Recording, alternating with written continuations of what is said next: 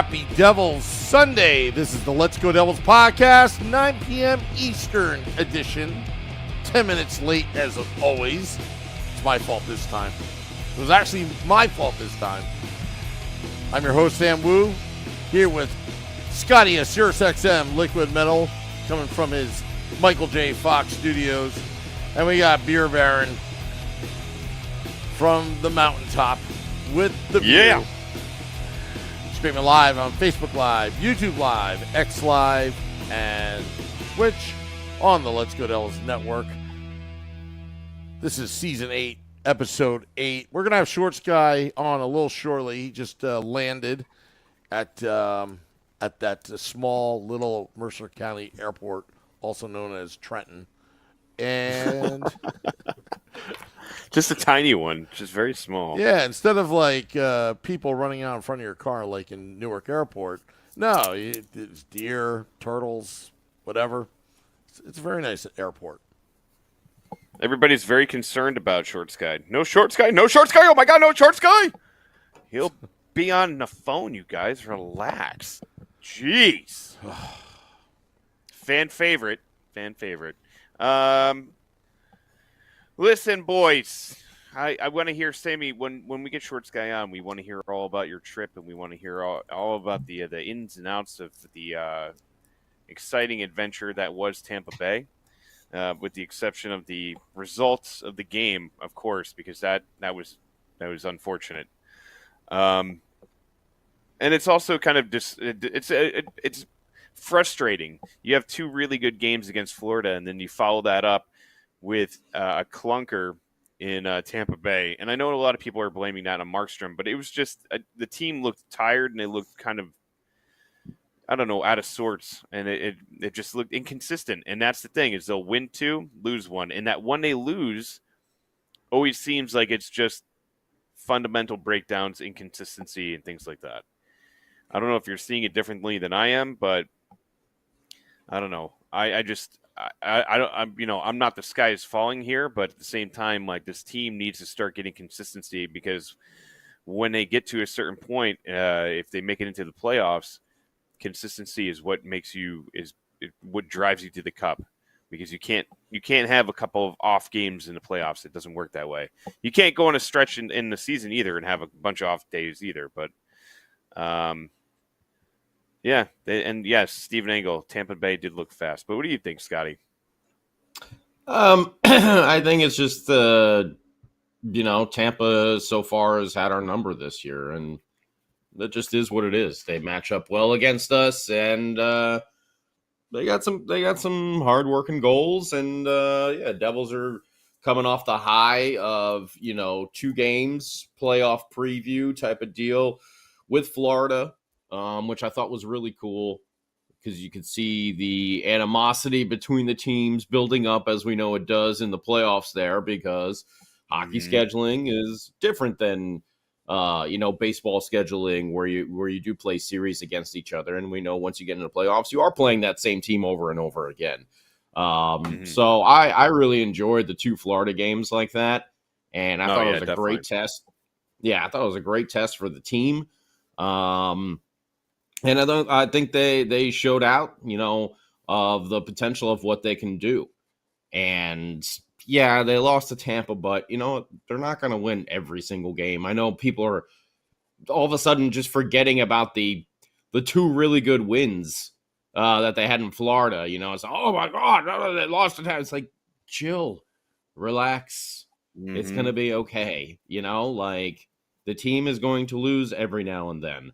But I think the best thing here is they're finally getting a little break from the action. So yeah, now they'll actually be able to practice, which they haven't done, very much, because of the way their opening month and a half here, scheduling wise, was plotted out. And I think the practice will do this team a lot of good, and a little less traveling. Learn it. We've talked about this.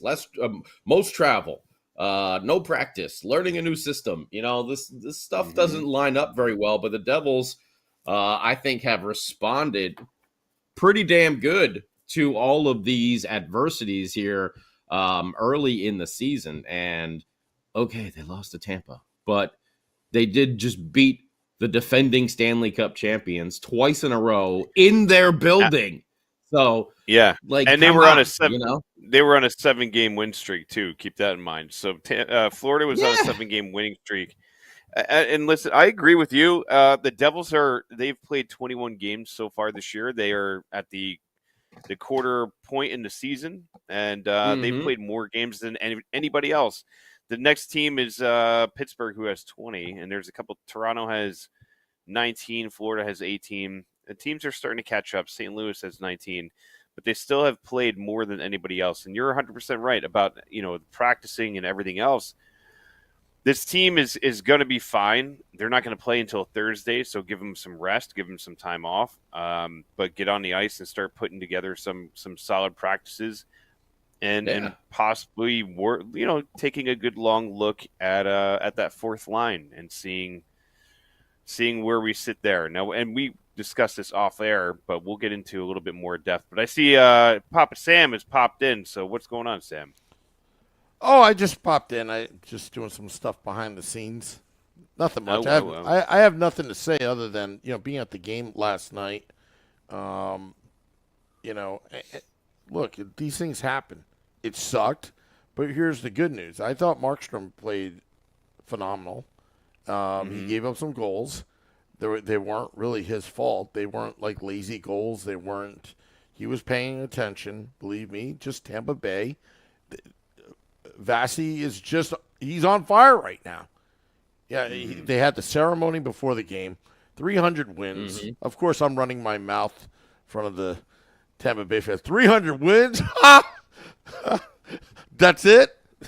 Well, there were no Girl Scout troops around, I heard, so you were free to it was more like the AARP in front of us. Yeah. Hey, I have a question, though, because on the TV, the one thing that I really liked about when they played Florida is there was a huge contingency of Devils fans down in Florida at both those Panther games. And it was actually kind of surprising considering their current defending Stanley Cup champions and playing a team in the Devils where, it almost felt like half of the crowd, and at least that first game, it must have been like a 60-40 split.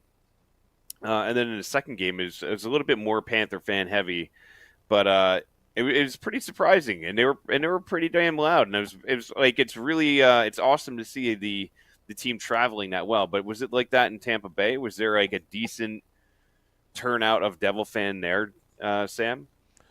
Yeah, to explain Thursday in Florida, it was Fat Farm night, so that's why it was a little bit bigger. He said heavy. Never mind. That was a bad joke. Anyway. All right. I thought it was about 70-30. 70-30 down in Tampa. The problem, the crowd, meaning Devils fans, wanted to explode, but there was nothing to explode about. Yeah. So it was kind of tough. Oh, doesn't that sound familiar? Yeah. It was Arizona last year.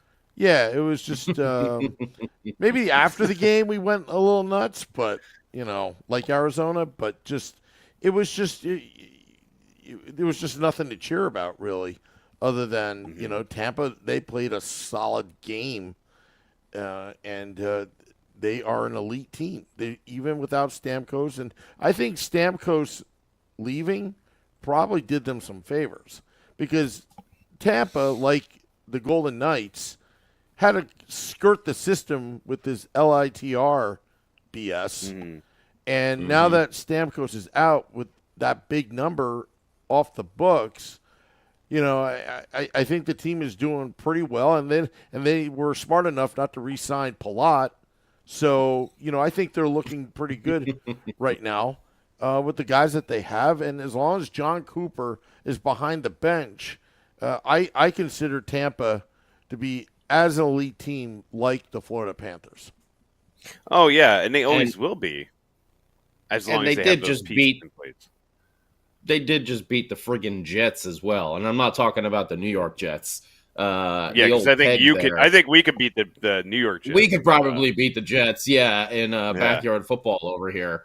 But yeah, they just beat Winnipeg, who only had one. What were they, like 13-1 going into that game or something like that? 14-1. I don't even know, but 14-2. Winnipeg they were 14-1 going into that game. Were they So 14-1? I thought they were 14-2. Tampa Bay was their second loss of the season. So like, and then Tampa Bay's coming off a little bit of a high here. They had some days off. Oh, super chat! Woo! Thank you, Wimpy. Taylor Hall. Taylor Hall, Oh, a healthy scratch. Thank you, Wimpy. But yeah, I mean, it's I don't know. I think some people are making too big a deal out of one loss. So yeah, I mean, I didn't think Markstrom played so terrible. I'm trying to. I remember the one goal where he was completely screened on. Tampa Bay did a good job. They did a good job in that game. Yeah. Devils, we'll play. I think we play them again, so try to get them. But it just seems like this year Tampa is just kind of matches up really well, and they got us in that 8-goal game that they had 8 goals there, like the second week of the season, and they got us here again the other night. So, yeah, you just I don't think you put too much stock into it right now. No, I agree, and it's funny because I believe the Jets also lost to the Florida Panthers. So after the Devils went and listen, the thing that I was really impressed with in the Panthers series, we'll call it a little series since it was a back-to-back game. The first game was tight. The score wasn't really indicative of like how close that game really was. But then the second game, the Devils controlled that entire game. And it felt like even though, Florida had it tied at 2-2 at one point, the Devils, when they pulled away, like when they really got away from that game, like Jesper Bratt scoring a goal with 1 second left in the period, I was like, oh my God. And then they did it again, almost not with 1 second. It was like 18 seconds left in the second period. They did it again. I was like, these are the things that would happen to the Devils last year. And these were the things that would like kill momentum. And those late period goals. Yeah. Always, they were like an epidemic. Always. Yeah, it was for the Devils last year.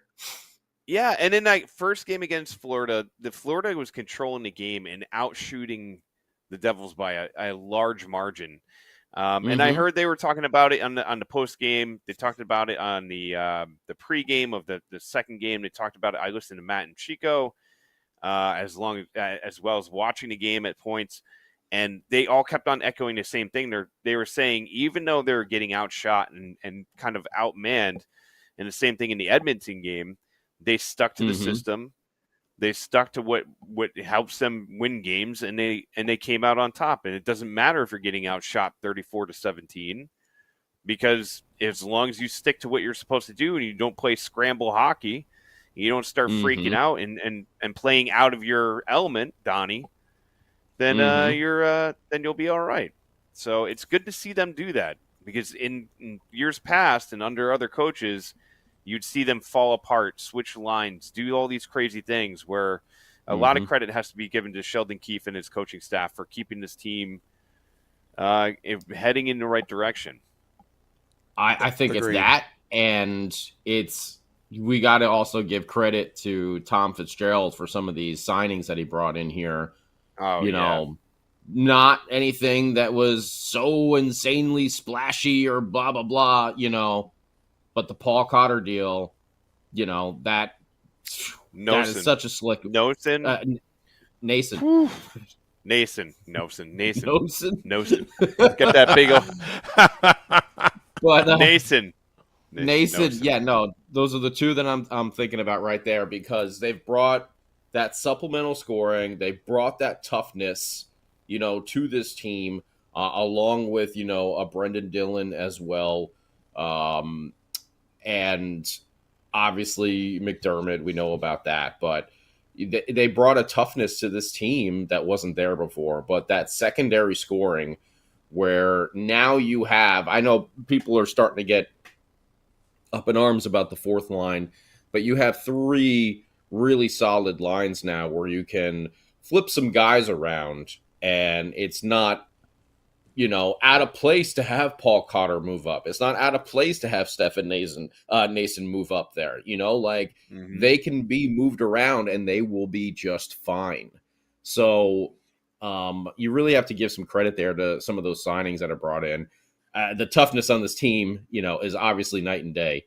I don't think any of us in the last. They lead the league in fights, come on. With 10, I was just about to say that they lead the league in fights with 10 fights. And they lead I don't know if they still lead the league in hits, but they're at the top, at least the top 5 in hits. They're like top 5, I think, yeah. So, yeah. And Paul Cotter, I think, is 8th in the league or 7th in the league overall. So that's type of physicality, that goes a long way, that toughness.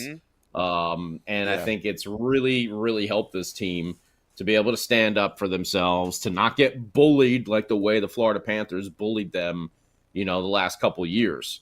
We saw, Florida is going to be that model of the team that's going to be able to grind their way through that, playoff schedule, which is just a whole different world of toughness that you have to be ready for. So not only would Sheldon Keefe Richards, doing his best to get this team into a new system, to get superstars to buy into playing defense. Hello, Jesper Bratt and Jack Hughes on the penalty kill. Those two guys, when they're out there, they are deadly because they can pick that puck. You put them on in the last 30 seconds of the PK, and you don't know what's going to happen going the other way in odd man situations. So I've just been really, really impressed all around. And like we said, the team has no time to friggin' practice because they have so many games going on. So give them some time to really, really practice as well. I know they have the preseason and everything like that, but also they had to hightail it over to Europe, So they've just had so many things going against them, and I feel like for where they are right now with all of those, when you look at all of the contributing factors, I think they're doing a hell of a job. Well, right now we have to go to Sam because we have a very, very important man on the other line. Some say more important than even the president of the United States. Some say more important than the than the King of England. Some say more important than any world leader in this entire universe. Ladies and gentlemen, Sam, bring him on. It's the one. It's the only. It's the Shorts guy. Yes, the Shorts guy, surviving Frontier Airlines, by the way, Shorts. Yeah. Oh man. Hey, what a trek! And you know what, Fear Baron, the timing of you saying the King of England is fantastic because I just crossed over Jacobs Creek, which, if people don't know, has some historical significance to the Battle of Trenton, as I'm driving out of the Mercer County Airport. So that was great timing on mentioning the King of England as I go over Jacobs Creek, which was one of the main hazards on that fateful crossing of the Delaware, one of the other great events in his history that's happened in our great state. But anyway, yeah, I survived Frontier. I'm back in the great state of New Jersey. Man, it's great to be home. But boy, was that a fun trip, Sam. Yeah, definitely a fun trip. By the way, how much did you pay for parking? I paid 38 whole American dollars. Wow. That's not bad. Yeah. That's less than 1 day at Newark. Yeah. 3. Yeah, it's not bad at all.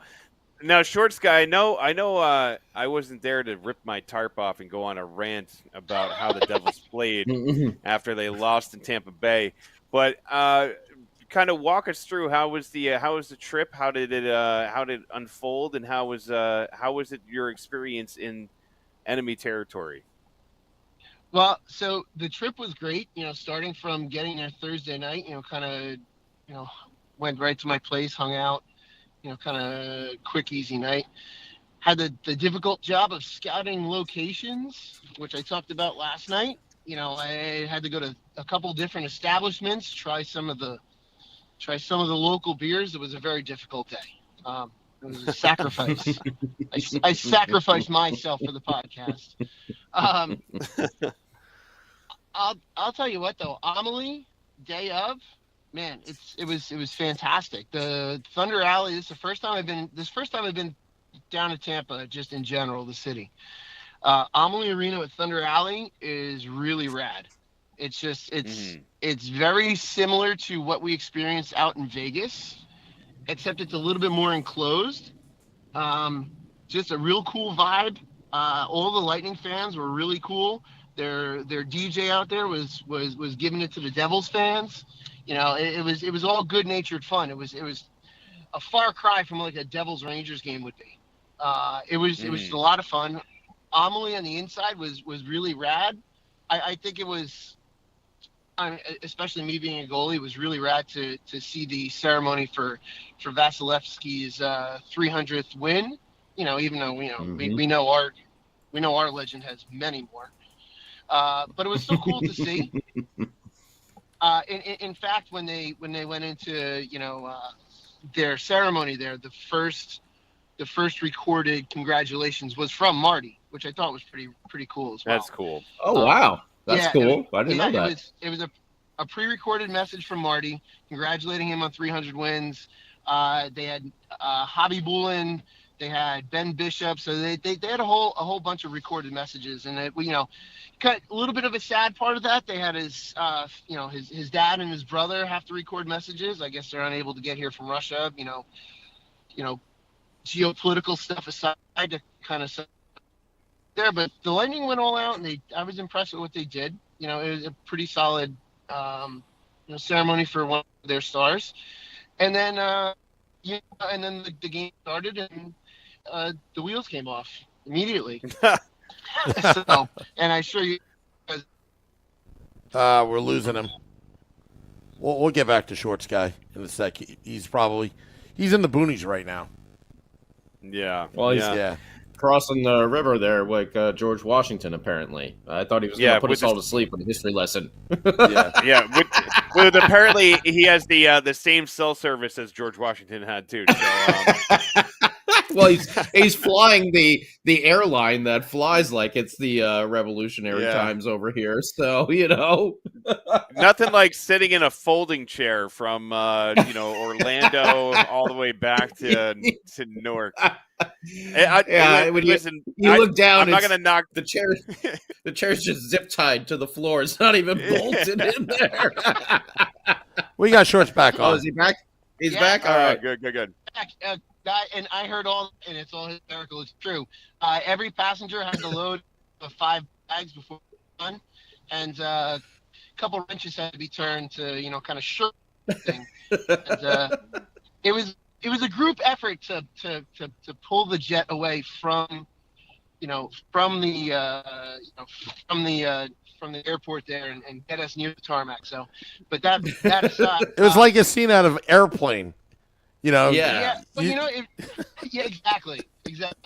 Or like that scene in America where they hit the moose plane and they're all pushing it back. That's how we had to pull away to get into a roll and all clamber onto the jet. Overall, it was going back to the game. Overall, great experience there. It was so much fun. Everyone there, that I met, I met a bartender at Cigar City that was from South Jersey. Was talking to him, treated me real well there. When kind of a funny story, I was telling someone not from Jersey about the Taylor ham pork roll argument.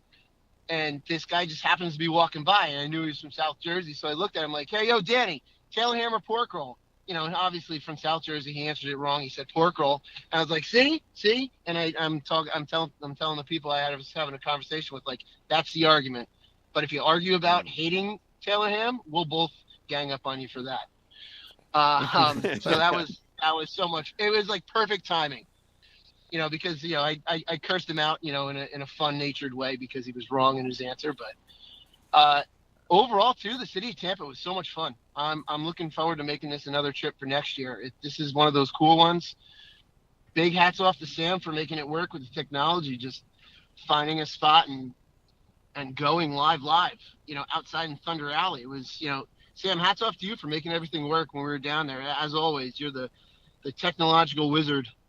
So thank you. And overall, just a fun, fantastic trip. I was very happy with it. My favorite part of the trip was actually the podcast itself when we started talking about beefalytics with Danico. Oh my gosh! Yeah, we gotta get that definition together so we can get it to him. Yeah, he might mention beefalytics on air. That's our goal. I hope so. That's and gonna be so cool. So while you guys are down there, I know Sam was saying it was like about a 70-30 split between Devils and Lightning fan. And you said like most Lightning fans were kind of nice or whatever. Yeah. Do you think they would have been if the Devils were winning? Do you think that was just because it was like a light mood because of the circumstances of the game, or was it like going into it everybody was cool and? You going into it, everyone was cool. You know, there are a lot of people from Jersey down there. You know, we saw. We got to hang out. Yeah, we got to hang out with AJ Visco. During before and during the game and stuff like that. I didn't get a chance to talk to him, but I saw one of my old college hockey teammates, one of my goaltending partners, was there. Oh, crazy! But there are a lot of. I met a lot of people from Jersey when I was down there. So.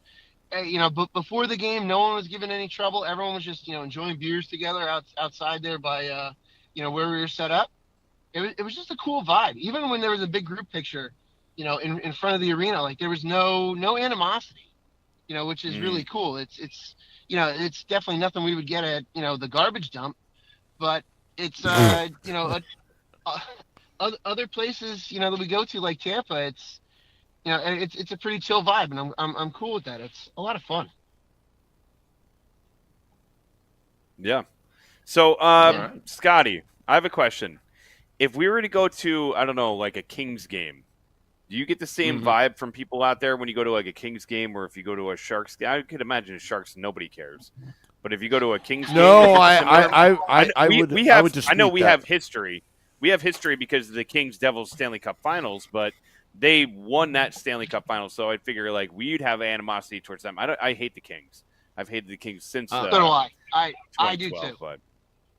Yeah, not with the Kings. If you go to like the Sharks or the Ducks games, though, they're a little bit more chippy. Kings, nah, they're just okay. Come on in, like kind of deal. There's some like Shorts Guy was saying down in Tampa. There's some good natured ribbing going on in there, but Anaheim and San Jose are two different locations rather than other than LA. But yeah, I mean, if you were a Ducks fan going to a Kings game, I think you would probably expect a little bit more heckling to be happening there, Well, yeah. But that's probably part of it too, is we're not like the main rival of Tampa Bay. Usually when your non-main rivals come in there, it's not really as big of a deal. So, but it doesn't surprise me either to really hear that about Tampa, because I've known plenty of people that have gone down there, and they've all kind of said the same thing, that it's a really fun experience. And we know that, and this is no knock on the Panthers or anything like that, but Tampa is a little bit, they just have a better kind of fan base that shows up a little bit more. I mean, we've seen some of those shots of the Florida Panthers in that building, and it's just, woo, like how is a team empty. that good? Empty, So empty. yeah. But Tampa, I feel like that fan base is really solid down there, and they show up for the Lightning. So it doesn't really surprise me though that they show up in numbers, but it was quiet.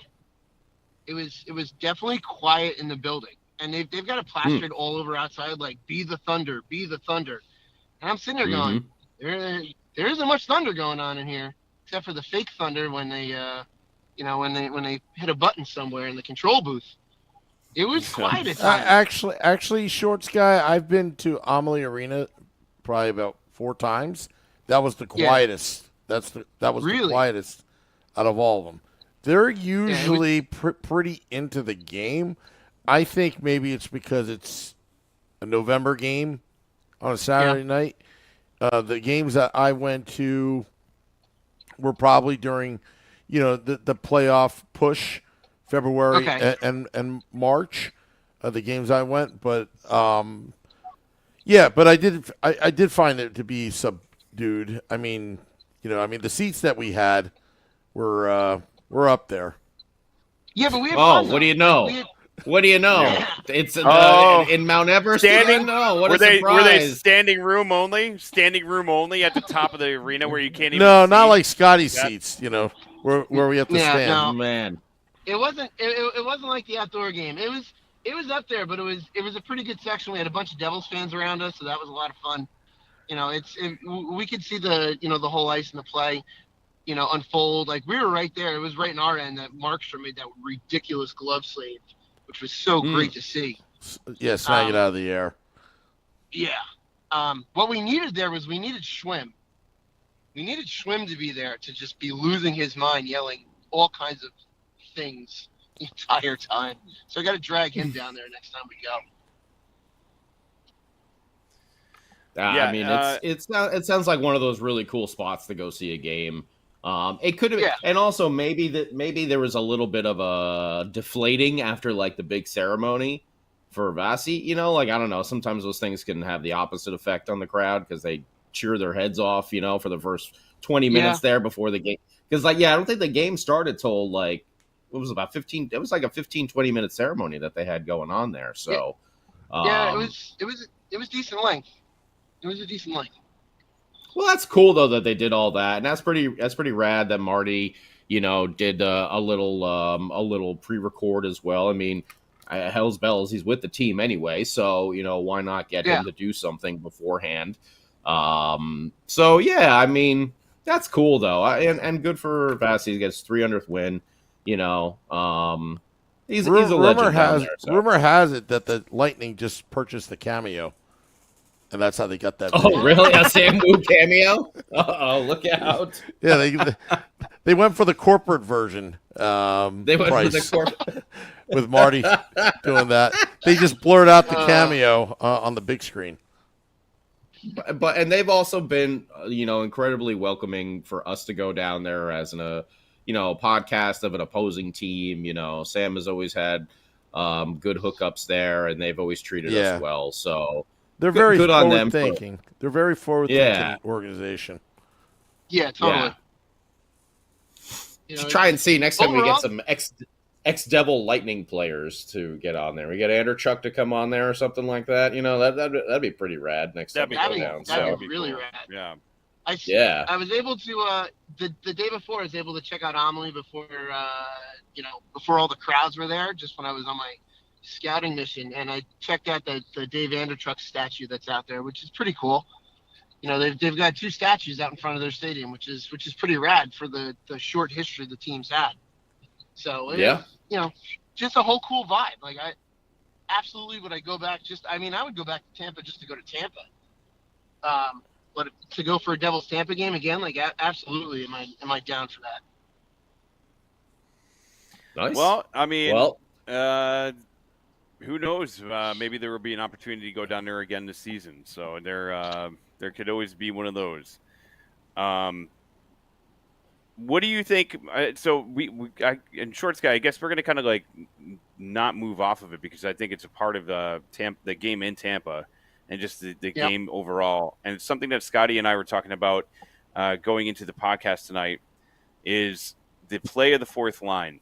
And being there live, I know it's a little bit different, but like being there live, it feels like ever since Lazar went down, that fourth line has not been as good. Now you have Dowling on there, who's not up to Lazar's level. You have McDermott, who's not up to Lazar's level, and you almost feel bad for Tatar, who's kind of just banished to the fourth line because there's no room for him anywhere else because Cotter's not going to be going on the fourth line, and neither is Nason. So, is it really that big of a hindrance to the team right now? Do you think it's one of those things that like just give it time and the fourth line will figure itself out, or do you think it's something that they desperately need to address?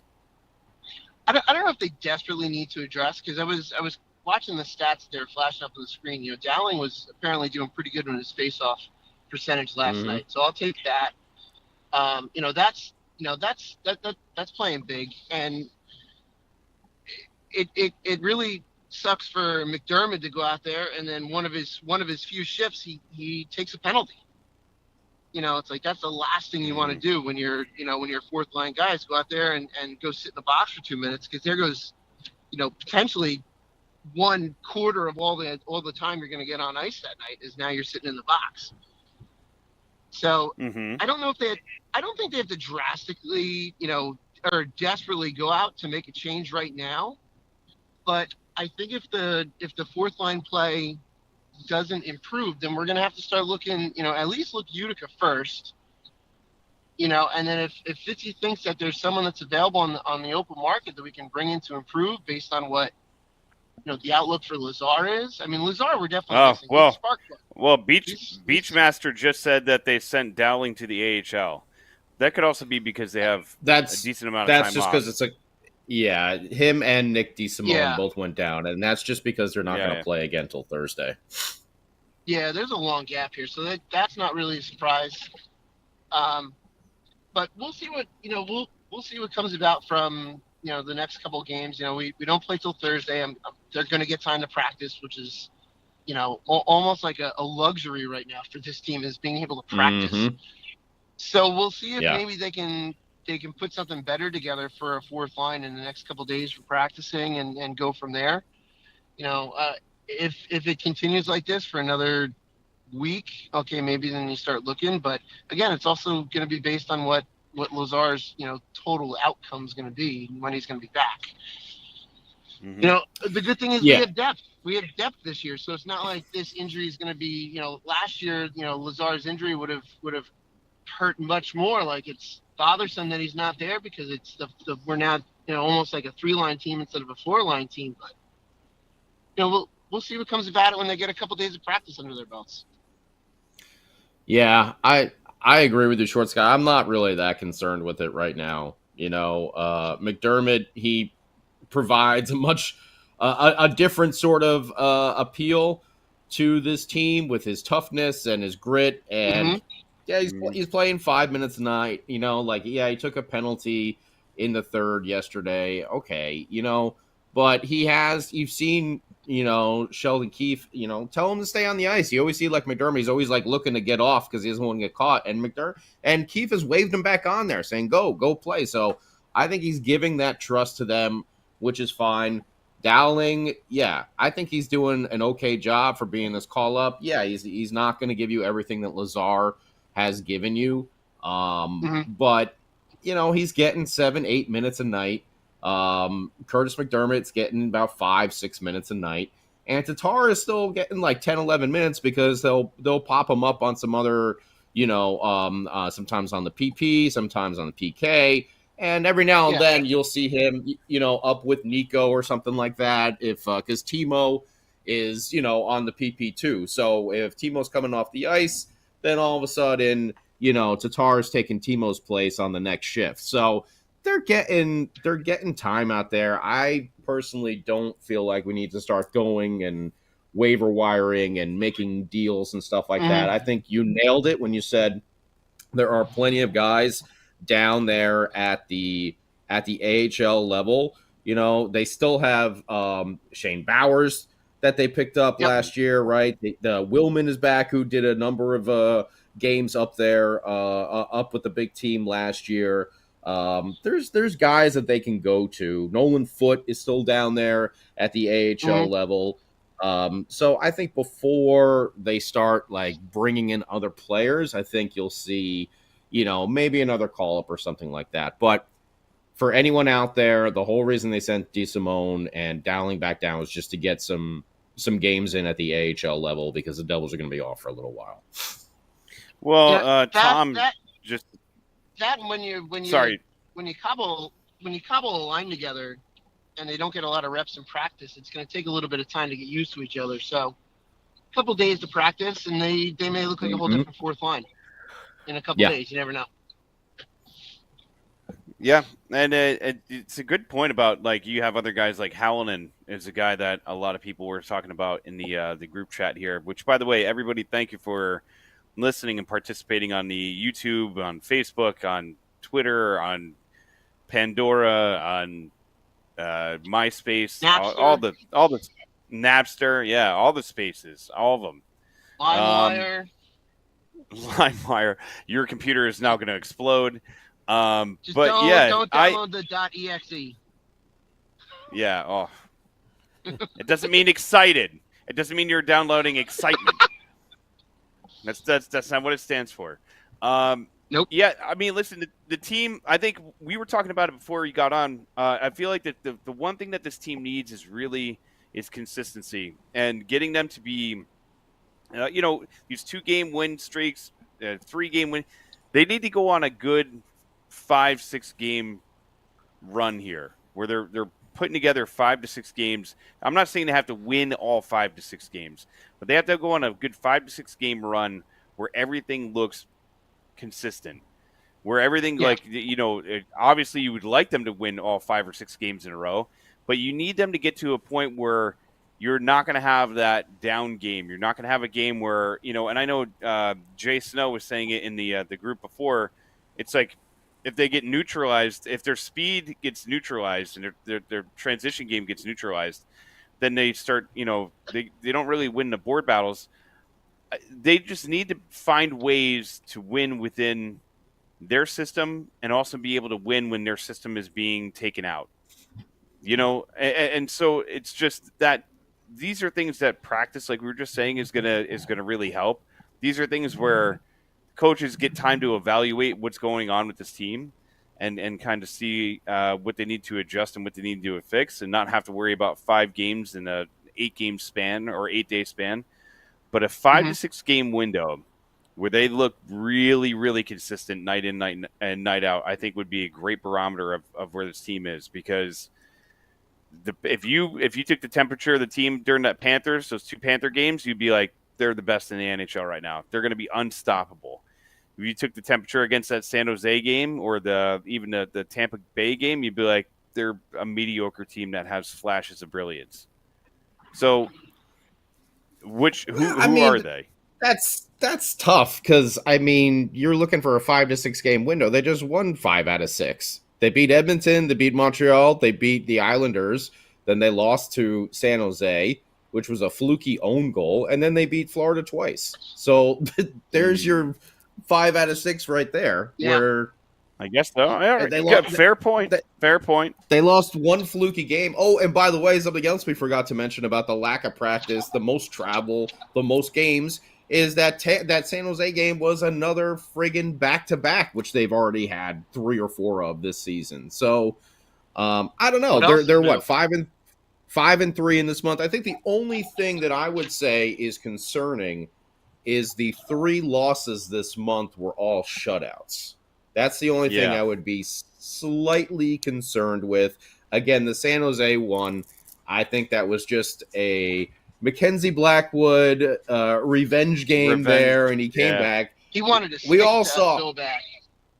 And we all saw, there were glimpses of that when he was with the Devils. See, that's what Mackenzie Blackwood would do. He would have this amazing game, and we all get our hopes up, and then the next 2 or 3 would just be absolutely trash terrible, So we know that Mackenzie Blackwood is capable of stealing a game like that himself. I know I brought it up on Devils After Dark. I don't even remember the exact save, but I do remember Sam Wu quoting it as the immaculate save because of Mackenzie Blackwood's incredible. I don't remember who it was against, but he made this incredible save. So he had those flashes. It was just no consistency. And it was literally an own goal that San Jose got. Yeah. It's not like we got dominated by the Sharks or whatever. So the Calgary game, they bounced right back after that. The Calgary game, boom, they went to Edmonton and then they shut Edmonton out 3-0. So I don't know. I feel like sometimes people are just, whoa, we got a different view here. I feel like sometimes people are just all of a sudden everything just changed. I looked down. I looked down at the score sheet for the month of November. I looked up. I was like, whoa, what happened here? But I don't know. Sometimes I feel like people are just looking for things, like, oh my God, they lost one game. That's it. They can't. Blah, blah, blah. It's just like, it's chill, relax. It's just one game. That would be my only point of like, hey, there's something that that happened 3 times, and the 3 losses, they were all shutouts. So that would be something to maybe keep your eye on. But we do know that this team is going to score. And now that they're playing defense, we haven't talked about it. I know I've mentioned it on Devils Well, After Dark. we haven't, yeah. You got to give a lot of credit because we all know as Devil fans, Dougie Hamilton and Luke Hughes at times have been defensively challenged. But this year, those two guys especially have been solid. And I've seen so many good, subtle defensive plays from Luke Hughes, just poking the puck away, getting into the lanes, using his speed. I don't know, the last game, what was it? I think it was one of the Florida games where he was out of the play, and all of a sudden he just comes in like he's like I think Max said it's called turbo in Chell there in the video. It looked like he had turbo speed, just like boom, all of a sudden he was in the picture like out of nowhere, and it's just like whoa. So create your own character and give him like 200% speed right there, you know? So I think those subtle things there from Dougie and Luke are huge. Huge, because you know the offense is going to come from them, but the defensive side of their game strengthening up. Woo! I've seen some good stuff from Luke Hughes, and I'm very excited about that. Luke has looked great. The pairing of him and Pesci has been amazing, phenomenal. That's phenomenal. Like they have been outstanding, and everybody's scapegoat last year, or one of the scapegoats for last year, Jonas Siegenthaler, has had a resurgence where he looks like Siegenthaler from 2 years ago. He's been playing great. And I think because and that goes this all goes back to and Kovacevic, but this all goes back to if you look at last year with the injury to Dougie Hamilton, it really upset the entire system. It put Luke Hughes out there in a position that he wasn't ready for. It put Nemec into a position that he was clearly not ready for. It put a ton of pressure on Siegenthaler, which I don't think he could handle. Look, he's now in the position that he needs to be in. He doesn't have to be that number one or that the most reliable defenseman on the team, and he's doing what he needs to do. And defensively, the team has looked night and day from last year. I mean, just not even like simple play. Like fundamentally, they have looked completely different. They don't have like these mental errors and these collapses in the middle of the games that lead to a couple of bad goals or bad breakaways or like odd man rushes going the other way. And you know what else helps is having reliable goaltending. Because Markstrom let up 3 goals last night. Yeah, like Markstrom's letting up a few goals last night, and then Jake Allen had that game where he let up 8 goals, and they just let him simmer in that. But both against Tampa, the two of them. Yeah, but the two of them have been phenomenal. Like, outstanding. And even in the games where they're letting up a bunch of goals, like you said, there's times where you're like, look, man, the dude's laying it all on the ice. He's not letting up these fluky, like, Vanacek under the arm goals or the Mackenzie Blackwood, a guy coming down the wing and he just takes a shot and Mackenzie Blackwood just lets it go through somewhere. I could take a dump. Sorry, I didn't realize. Okay. I could take a dump and put it in goalie gear and call it Mackenzie Blackwood if you want, because I have spare time. No, it's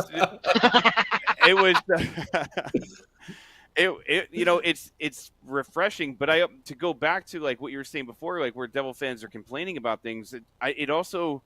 We've been so snake bitten, or we've been burned so many times in the last couple of years. It's our natural reaction to any adversity. Like Pavlov's dog, something happens, we're like, oh God, the world's gonna fall apart now, and you almost can't blame us, as fans, because it's like, well, every time we get excited about something, the rug gets taken right out from under our feet. So optimism is not really in our genes. And I think Max, he said it here too, that Siegs was like the dollar store knockoff version of himself last year. He really has rebounded, because I know we mentioned it a lot of times. That's great. If there was going to be someone, defensively, we were like, oh, Seamus, get rid of Siegenthaler, Now he does. He looks like a completely different person back. I don't know if he was playing injured last year or if it just really was that Lindy system that was really getting to him, but we know Keefe is going to make them play a little bit more harder defensively. And these guys have all responded very well. And it's just nice to see the Jack and the Jespers, especially Jack Hughes, who's been playing a better defensive game, and seeing the way that they can transition that into a rush the other way.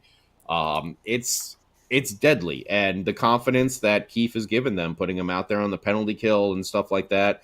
Even some of those fourth liners, you see them out there in the third period, late in the game. Like, I love that Sheldon Keefe is giving them the confidence to do that. Yeah, I don't know. I've been really impressed with the defensive side of the game, and up and down those pairings, they've got it nailed. Dylan and Hamilton have been great together. Kovacevic and Siegenthaler have been a shutdown middle pairing. And then when you have a third pairing of friggin' Brett Pesce and Luke Hughes, like, wow, that's some depth there on defense that this team has. And then you have Nemec and Casey down there at the AHL, just getting themselves, ready to play. So, yeah, good things for this team. One of the things that stood out to me last night as we were watching the game from the Sam Wu Suites was it seemed to be a lot of active sticks last night. I don't know if it was the vantage point I was watching from last night, or if it's just the first I've noticed it, but a lot of active sticks, getting sticks in lanes, blocking passes. Mm-hmm. Very, very successfully on the defensive side from the goalie's point of view, playing 2-on-1s, which I know was a killer for us earlier in this season. So that was really good to see. And even in a 4-0 I think it was loss, Dougie, right? Didn't Dougie break up a 2-on-1 yesterday? It was either Dougie or Siegenthaler. I remember a 7 on the jersey. I can't remember exactly who, but it was perfectly played. Like, the pass did not get through. Like, whoever it was, blocked the whole lane, which is what you talk to any goalie, and they'll say, just give me the shot, block the pass, and try to push that person wide, so you're not giving them like a direct lane. And that was played perfectly from the goaltender standpoint. So I was happy to see that. But even in a 4-0 loss, I didn't think Markstrom played bad last night. He made some like really wild saves. Like it's not like last year where, like, you guys were talking about it. It's not like last year where it's like you get the goal through the arm, or like that one real fluky goal. He played big last night, and it's with that new defensive scheme, like team where, they got 4 goals, but they had to work for those 4 goals last night. So, and he had one where he was going post to post, where he made an incredible save. Oh yeah, and really the 4th goal was just that dumb play from Luke throwing his stick, which I think that's just one of those spur of the moment things you don't even think about and do. So really 3 goals scored on Markstrom last night, and he still had a whole handful of incredible saves as well. So it's, the offense, that's what, like you mentioned earlier, it's like that offense, when it dries up, man, it dries up, because that's when you're playing as a goalie at the other end, and you're having to make a couple big saves, but your team just cannot put it together offensively. It sucks. It sucks to watch your team get stoned by the other goalie, knowing that you've let 1 go by, or 2 have been scored, and your team is just not going to give you that goal support just for whatever reason that night. It's, Markstrom can't stop all the stops, stop all the shots on his end and then bring it down and score a goal. It's just I didn't think he played very bad last night. And I will say this, there was at one point last night where the puck died in that really awful no man's zone right outside of the trapezoid.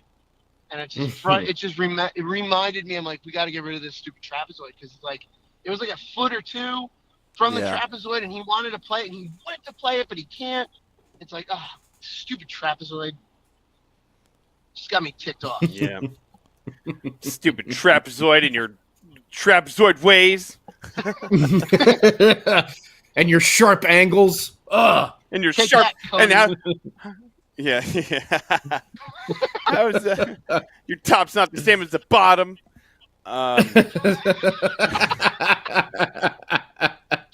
Hey, now we're getting into your territory, Beer Baron. Now we're talking about shapes. Yeah. Shapes and angles. Shapes. Okay, there we go. You start talking about colors. My God. Ooh, we we're gonna could go get on into to a third different dimensions. world. We're gonna get into the third dimension. We're gonna go all out. Listen, man, I don't want to blow your mind, but the third dimension is it's a wild place to live in, and once we get there, there might not ever come back from that one. So, buckle up, friends. And That's that's gonna be right. like one of those podcasts. Yes, And that's right. AJ just brought it up here, and I remember you guys saying you got to meet AJ down there at Tampa. The first one was a screen, and I almost forgot it was it the Hedman? Did Victor Hedman had just a rocket bomb? Yeah, I believe it was on a power play from the point. I mean, that thing was a laser. Yeah, so you can't really put a lot of that on Markstrom. The one that the screen, that was a really good screen by Tampa Bay because they actually led. I can't remember who was playing defense there for the Devils, but they led the Devils defender right across Markstrom's line of vision as well. So it was almost like a double screen there on that first goal. So, yeah, I don't really think he played bad. It's just Tampa Bay seems to have our friggin' number this year, So, but I think we still have another. I think we still get one more game against them, right? Or yeah, do we have? I think we do. I think we do have one more game, so we'll try and get them again. But we're all pretty successful. Don't worry, because if you think about it, the last time we played them in the playoffs and they just crushed us during the regular season, the Devils destroyed the Tampa Bay Lightning that year, and they actually beat them every single game.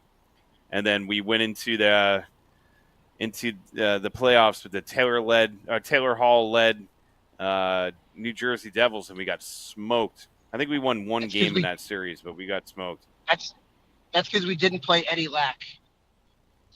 Yeah, it's true. Eddie Lack stoned them every single game, and then come playoff time, he's nowhere to be found. It was Keith Kincaid's show. Remember that was Keith Kincaid, like going down the stretch, it was like on fire, and like really helped the Devils get into the playoffs, and that was that. Yeah, and that was that. Well, and we have a great idea here from our buddy Max, and apparently Brooke backs it up here.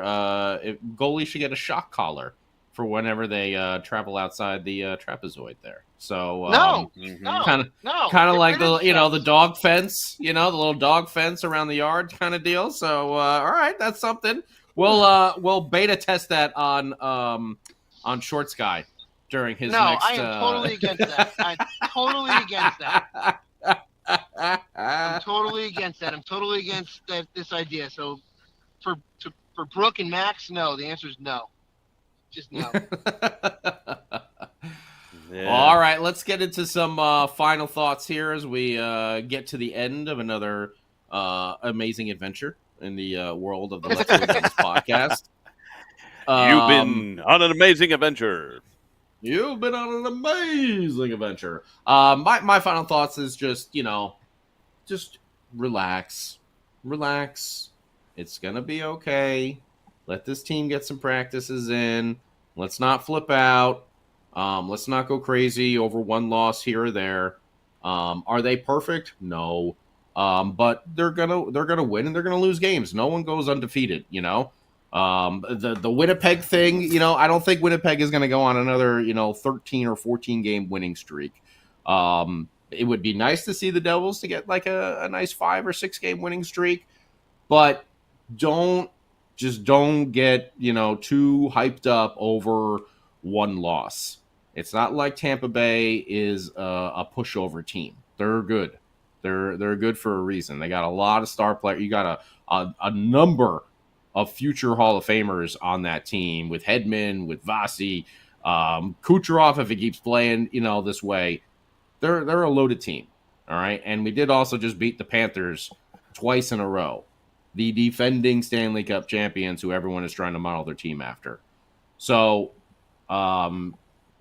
take it easy, but it is okay to make these obviously these observations, but I think we just need to also keep it in perspective as well. Don't let that San Jose game, that was a fluke. It happens. San Jose's not going to lose every game. They're going to win a few here and there.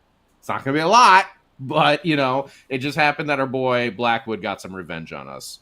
But when we see something really troubling, we'll shout it out. But I think right now this team is headed in the right direction. 100%. Yeah, to piggyback off of that, I agree. I feel like that the team is heading in the right direction. A lot of credit needs to be given to Sheldon Keefe and his coaching staff, like I said earlier in the podcast. And it's refreshing. Not that I felt like the Devils were a horribly coached team in the past, but it seems that they are really responding to Sheldon Keefe and responding to what the coaching staff is really asking them to do. Guys are buying into new things. Jack being on the PK. Yeah, limited time on the PK, but the fact that you can say those words, Jack Hughes is a responsible player on the PK. By the way, in Florida the other night, he took his first 2 penalty minutes of the year. So Jack, if you're counting, only has 2 penalty minutes on his season, and tackling. And it's sportsmanlike. It might have not been. There goes the Lady Bing. Right out the window. There goes Lady Bing. Gone. Right out the window.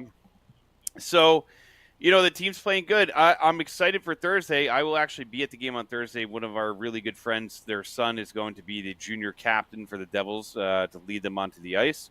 So that's going to be awesome. A really cool thing to see. Yeah.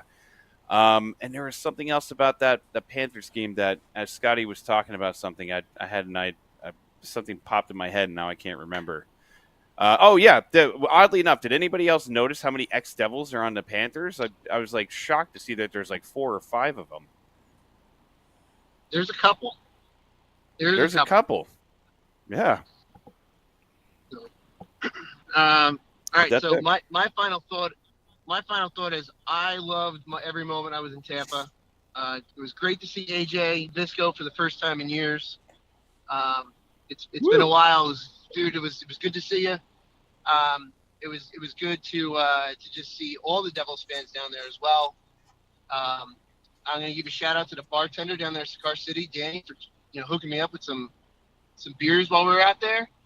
Big thank you to Dano and Chico for coming out and being so gracious with their time as always. And a big thank you to Sam for all the tech and getting us up and running and putting up with my idiocy. But an even bigger thank you goes to the one, the only Mrs. Wu for playing chaperone while we were out there. And the entire time. The entire time.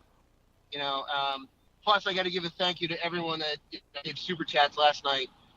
Brooke, Amanda, AJ. We got a super chat from 10 feet away. AJ gave us a super chat. He was 10 feet from us. That might be the closest proximity super chat we've done yet. So big thank you for always for everyone that gives super chats. AJ, Brooke, Amanda, everyone. And I know if I keep going down names, I'm going to forget someone, but those are the ones that stick out from last night. But yeah, Sammy, you and Mrs. Wu, huge thank you, and it was a blast. I'm so grateful and can't wait to get home and go to bed. Yeah. Want to thank all those last night that joinourcrew.com. We sent out the email blast, met quite a few Devils fans, came by our set next to Amalie Arena to say hello, listen to the podcast. There are times where I'm pretty busy, but I had a couple good conversations with those that came out. So joinourcrew.com is where you sign up, so you know where we'll be next. Also, want to thank Shorts Guy for doing this interview. Are you doing it in that Toyota? Oh yes, this interview is coming straight from my Toyota Tacoma, which I purchased with the help of David Decker at Town Toyota. Wow, you sounded great tonight. I know. That's that Toyota technology. So if you need a Toyota, go see David Decker at Town Toyota in Ledgewood, New Jersey. He'll hook you up, and you can do interviews while you're driving home from your away trip to Tampa Bay as well, or anywhere that you go. Yeah, sounds great, and you get a good deal at Town Toyota, Route 46. Just tell them that Sam Wu and Shorts Guy sent you. Oh, absolutely. Yeah. And ask him to see the Let's Go Devils podcast tattoo he's got. Yeah, he's got one of them. Yeah, he's got one of them. So, But yeah, so that's my final thought as I'm trying to look for the button right now. I found it. Excellent.